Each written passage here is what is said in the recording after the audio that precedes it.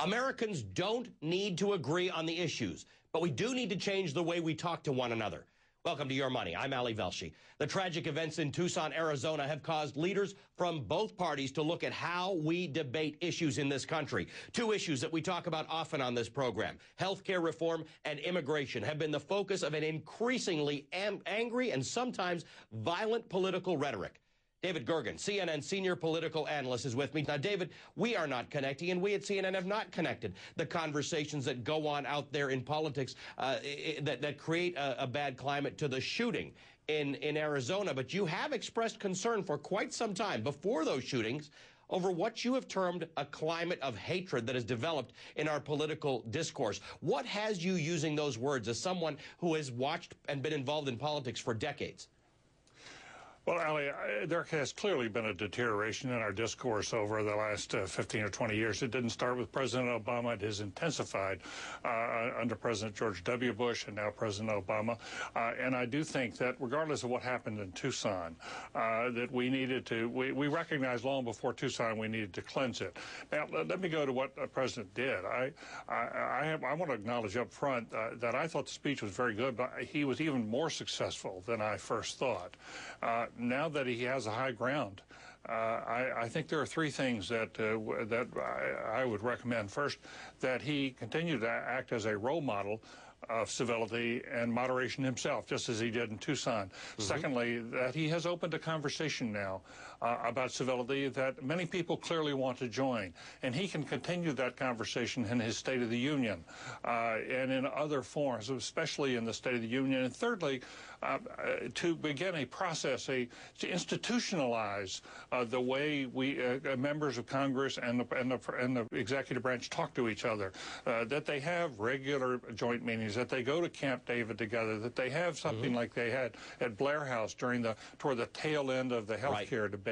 That was a wonderful set of hours at the Blair House. I think the more you institutionalize these things, the more you go beyond rhetoric to actually the way you act, the more likely we are to be successful. Interesting discussion, because often we save those things for either crises, things that are impassable, or foreign dignitaries with whom we're having difficult relations. Why not do it between Congress and the White House and the different parties? Very interesting take on that, David. Arianna Huffington is the editor-in-chief of the Huffington Post. Arianna, good to see you. The economy, boy, it's been the top issue for voters coming on 3 years now. Millions of people out of work, looking for jobs, home values have collapsed.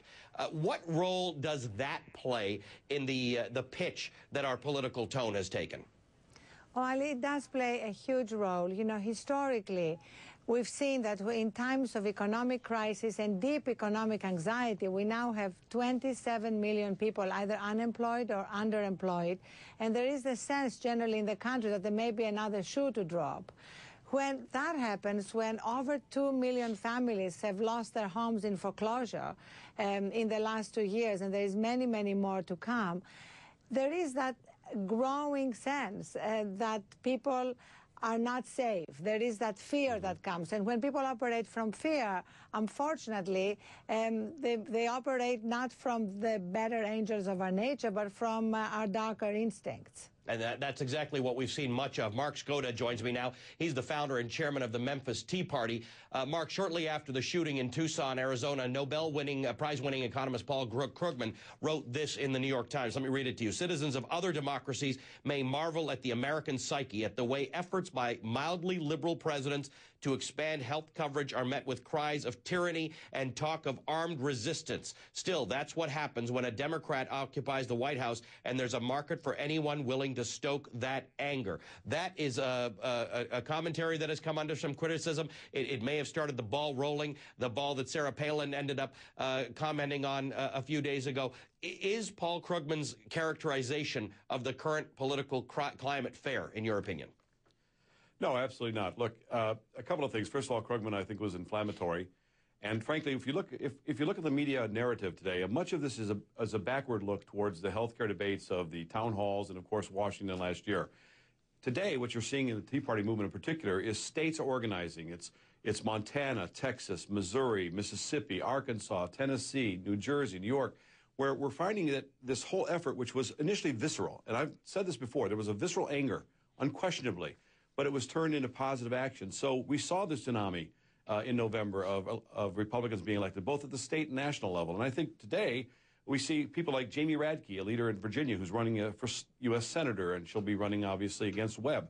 We've seen a number of people who are taking leadership roles. And I think unfortunately, this view that we have today is sort of backward-looking, not forward-looking. And let's also point out to Mr. Krugman that during the Fairness Doctrine, which is now being called for yet again by Representative Clyburn, we had the murder and assassination of President Kennedy, Robert Kennedy. We had Martin Luther King. We had, of course, twice Gerald Ford was shot at. We had numerous events during quote-unquote political civility where, regrettably, enormous tragedies occurred. So I think his connection between what took place in Tucson and the Tea Party movement was, in my view, reprehensible. Right, and I think the president, in his speech, made some efforts to try and disassociate those two things, to sort of say, let's not talk about that lack of civility causing the shooting, but let's take this opportunity, David, to focus on civility in politics. The president picked that up. Let's just listen to what he had to say specifically about civility.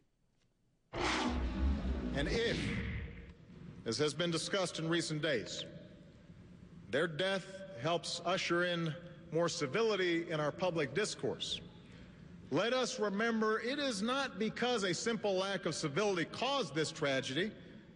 It did not.